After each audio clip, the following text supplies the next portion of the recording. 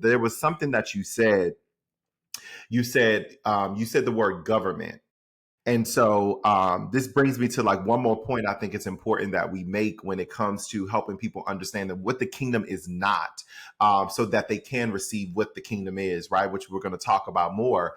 But when you talk about government, we live in a democracy, right? That is the frame of our government now.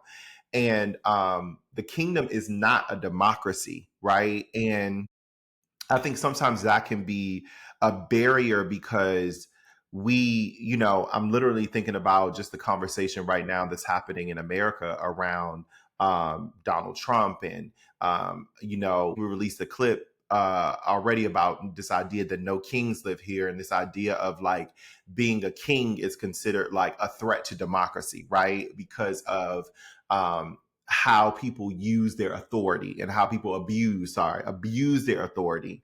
Come on. And so when we try to talk about kingdom and a king and understanding this, I think for people to really grasp this, they're going to have to put down their democracy hat for a second and be able to think about and receive what would it look like to be in a good kingdom, or a good king under a great king, the King of Kings, a loving king, a serving king, a king who is not about growing his power, but a king that is about empowering you, right? Like I think that we don't have an American concept for what that can look like. We don't have, a love for monarchy and all of those things that can get in the way. So I think that's one thing for a second. If you can just put down the democracy and what we're used to here, I think that will help you receive what the kingdom is and what it can do for you